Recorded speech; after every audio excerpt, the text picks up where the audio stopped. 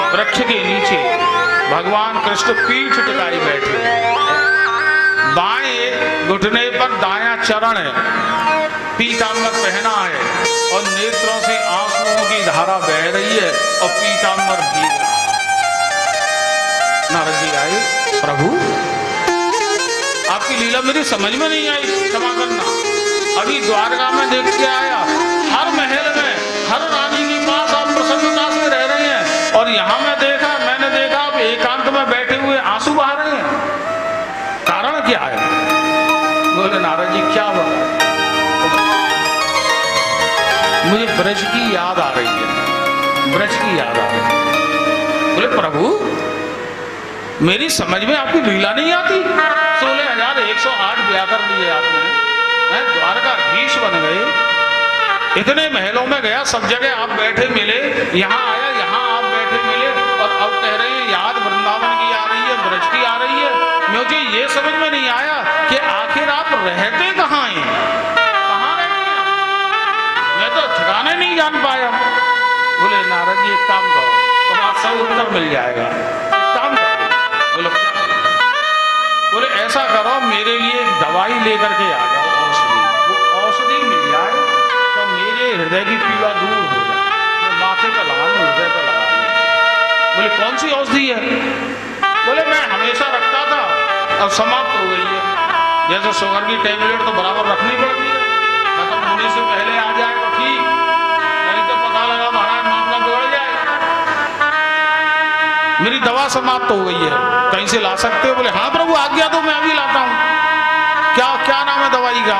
बोले ऐसा करो, मेरा कोई परम प्रिय भक्त अपने चरणों की रज मुझे दे दे, मैं जब अपने भक्त के चरणों की रज अपने मस्तक पर लगाऊंगा मेरा सारा कष्ट दूर हो जाएगा, जिस कष्ट में देख रहे हैं।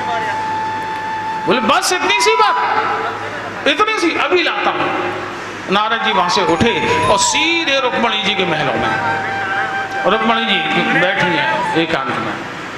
बोले माता जी जल्दी एक काम करो, प्रभु के मस्तक में पीड़ा हो रही है, बहुत कष्ट में है, और जरा एक जल्दी से अपने चरणों की रज देना। बोले क्या करोगे?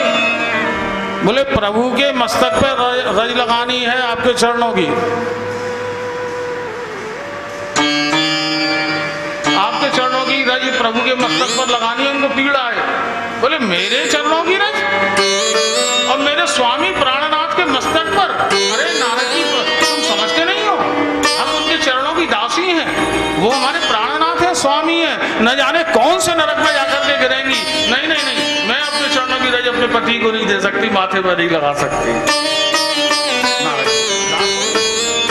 सत्यभामा के महलों में गए, मना कर दिया। अरे नारद जी कैसी बात कर रहे हैं, हमारे चरणों की रज हमारे पति के माथे पर, अरे उनकी चरण रज हमारे मस्तक पर आती है, हम कैसे रहे? लक्ष्मणा के गए, जामवती के गए, कालिंदी के गए, 16,108 महलों में, पूरी द्वारका में कोई ऐसा नहीं निकला जिसने अपने चरणों की रज पर तैयार हो जाए। लौट के आए, प्रभु द्वारका में तो कोई चरणों की रज देता नहीं है, क्या करूं?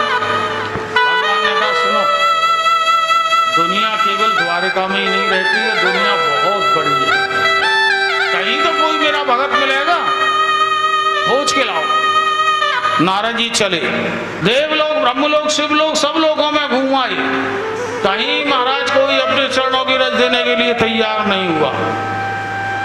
अंत में थक हार करके लौट करके भगवान के पास आ रहे थे कि वृंदावन के किनारे से निकले, और जो वृंदावन के किनारे से निकले कि यमुना किनारे क्या देखा, हमारी श्री राधा रानी गोपियों के समूह के बीच में यमुना के किनारे पर कदम वृक्ष के नीचे बैठी हैं और नेत्रों से आंसुओं की धारा बह रही है और जिह्वा से वाणी से एक ही शब्द निकल रहा है, श्री कृष्ण गोविंद हरे मुरारी, हे नाथ नारायण वासुदेवा, श्री कृष्ण श्री कृष्ण श्री कृष्ण श्री कृष्ण कृष्ण कृष्ण नाम मुख से निकल रहा है, नेत्रों से आंसुओं की धारा बह रही है।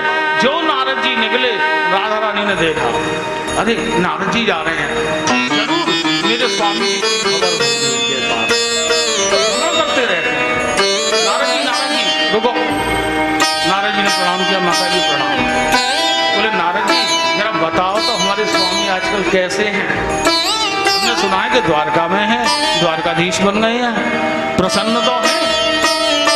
बोले माता जी द्वारकाधीश बन गए, बस सत्य है, 16,108 विवाह हो गए, ये भी सत्य है, लेकिन प्रभु प्रसन्न नहीं है।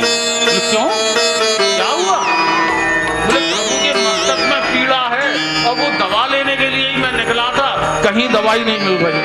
बोले क्या दवाई बताइए, कौन सी दवाई?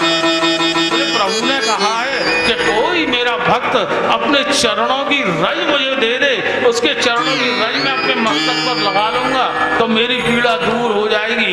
जो श्री राधा रानी ने सुना उठ करके खड़ी हो गई, ललिता विशाखा तुंगभद्रा चंपकलता सब खड़ी हो गई। बोले अरे नारद जी तुम कहाँ भटक रहे थे? तुम्हें पता नहीं कि गोविंद की औषधि, गोविंद की पीड़ा दूर करने वाली औषधि अगर कहीं मिलती है तो वो केवल श्री धाम वृंदावन में मिल सकती है, त्रिलोकी में कहीं नहीं मिल सकती। तत्काल राधा रानी ने अपने चरणों की रज थोड़ी बहुत नहीं, पोटली बना करके दे दी, सब सखियों ने पोटली बना करके दे दी।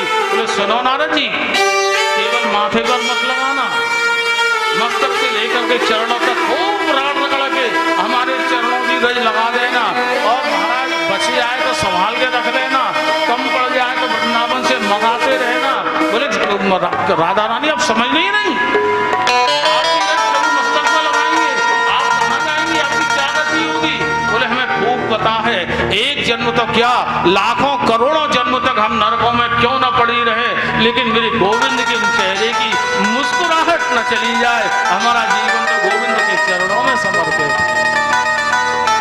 नारद जी ने रज दी, पहुंचे द्वारका, प्रभु मुस्कुरा करके बोले क्यों नारद, क्या हुआ? बोले प्रभु वृंदावन में मिल गई दवाई। बोले आप मुस्कुरा रहे हैं, लगाऊं? बोले जरूरत नहीं है।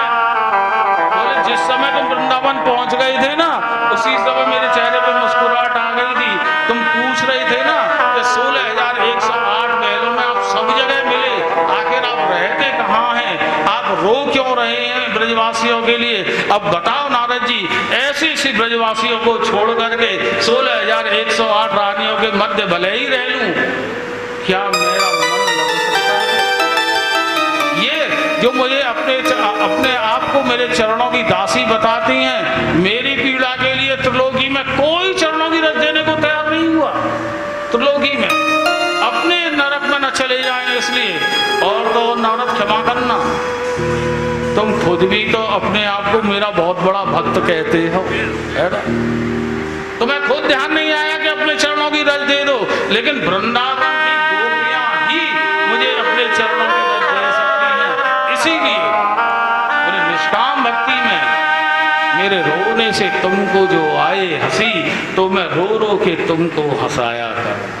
ये निष्काम भक्ति है, और इस निष्काम भक्ति को प्राप्त करना ही श्रीमद् भागवत का मूल उद्देश्य है।